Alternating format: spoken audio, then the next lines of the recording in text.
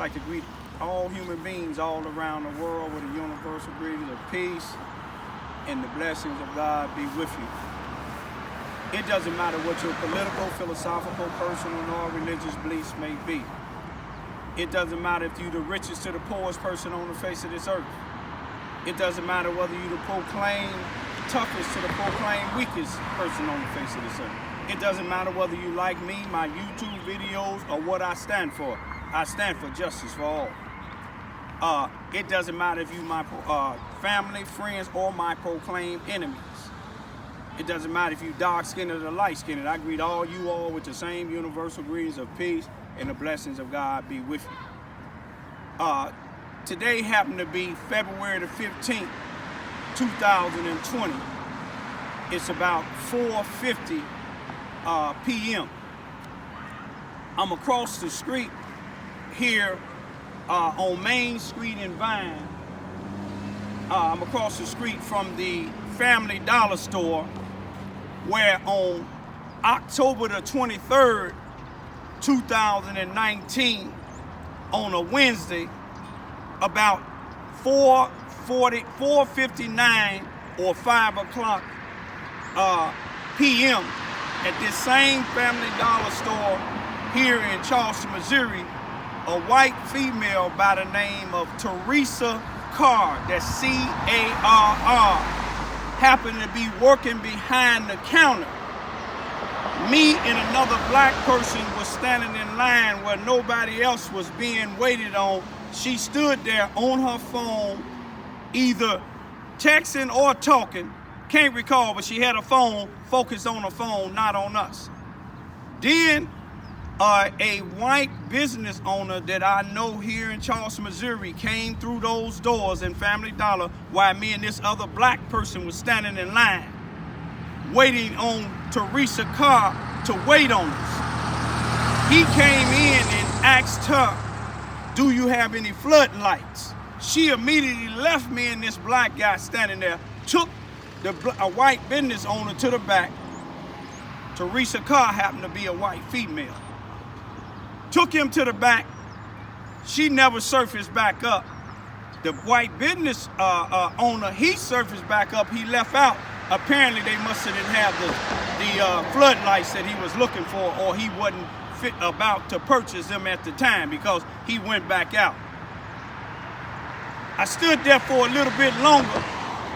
She didn't come. I think I had a 24-pack of roll of toilet paper, and I left. I just left it on there and I left.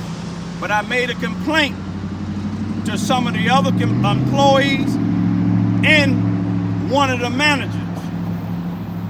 And one of the higher managers had another manager inside of the store let me go back there with them and looked at the video, and they seen what I said was true. To me, that's racial profiling. I was told that'll be dealt with. Now, this was October of 2019, but on February the 13th of 2020, here it is, this same female. My two young daughters, 13 and 14, went into the store to shop. They went by themselves. I was in the next town, as I told y'all in the other video, taking care of some business in sites in Missouri. My daughter should be able to walk anywhere in this, not just in Charleston, Missouri, but in this country, without being discriminated against, without being embarrassed by some store employee, or harassed or racially profiled. But when they went up in there, it was about 5:01 when they made it there, because I have them to call me once they done reached their destination when they walking by themselves. And it was 5:01. My older daughter and I clocked it in our phones. About 5:06, the same white female that I was told that they would handle it. I didn't see nothing that was happening because she continued to work. But this white female, as I told y'all in the other video, asked my 13-year-old daughter, "Is that a wig on your head?" which that shouldn't be none of her business. That shouldn't be something she should ask. My daughter could have got smart with her, but I teach my daughters the right way. Even though my daughter didn't like the question that she asked, when she asks, is that a wig on your head? My daughter say, yes, ma'am. You see, some of these children ain't gonna say yes, ma'am. Some of them gonna get ignorant with you. You see what I'm saying? Because they know you and some of these other people, if the shoe fit well, discriminate against black children. All black children don't steal. All black children ain't on the most wanted. You see what I'm saying? But anyway, she said she came from behind the counter and told my daughter, you don't supposed to be in here. You just came in here earlier with your mother. It hurt my younger daughter because she told her, I ain't been in this store all day. This is the first time I've been in here today. February the 13th, 2020. She kept on, and then my older daughter stepped in. She's always been a protector. That's why I named her Queen Ramona. She's a queen by birth. Queen told the female, we don't have a mother. If anybody know the story on what the Charleston, Missouri, some of the Charleston, Missouri Police Department, some of Susanna Wesley Family Learning Center, or some of these other people that's working in the police department here in Charleston, Missouri, in the Mississippi County Sheriff Department, they know who they are, black and white. They did something that resulted in my young daughter, that this female asked, was that a wig on her head, and said she was bought out. They did something where they gave both of them to their drug addict mother and helped them get out of the state to back to Chicago. 70 days later, when I found them, that same one that this woman asked this question about her wig, her arm was broke. You see, Susanna Wesley didn't take the responsibility because they knew that they gave her to a drug addict mother. The Charleston Police Department, the Mississippi County Sheriff Department, or Susanna Wesley, or anybody that took part in taking my daughter out, helping her mother get them out of the state of Missouri to Chicago, until I found them 70 days later. See, they didn't make no police report. When they do wrong, they ain't gonna make now. But let's get back to the message at hand.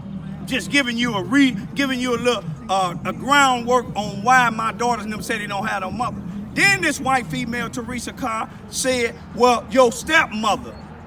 My daughter, again, the oldest one, said, we don't have a mother or a stepmother.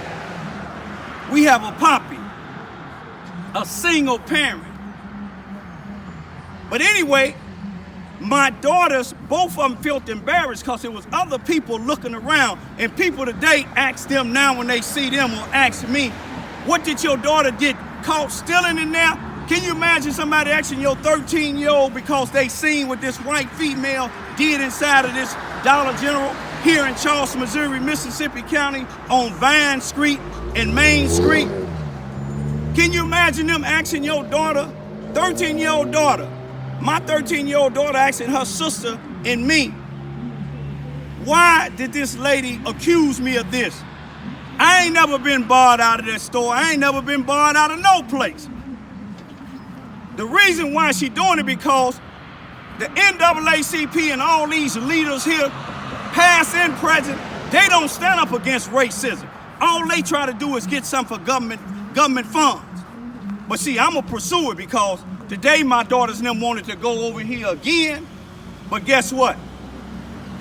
They seen Teresa Car that was she was in the store, so they didn't go in. Now, I'm finna demand that I see the photo, because Teresa Car said that, told my daughter, well, I got a photo of her in the back. My 14-year-old told her to go get the photo, but she never produced it. You know why she didn't produce it? Because she ain't gonna be able to produce it, because she shouldn't have a photo of my daughter, because my daughter haven't been kicked out. Management and some of the top management has confirmed that. But I'm wondering why she's still working in this store now. I'm gonna tell you why she's still working in this store, because this is Charleston, Missouri. You see what I'm saying? She's white, My daughters is black, Dominican, and Puerto Rican. That's why she's still in the store. But I want a copy of the photo that she claimed that she got of my daughter that she's barred out of the store, which we know she ain't. I want a copy of the video. You see what I'm saying? And I want people to know this was this was harassment. This was racial profiling.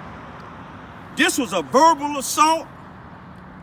This made my two daughters wonder, why is these people bothering us? And I told you why. Ain't no question, ain't no doubt about it.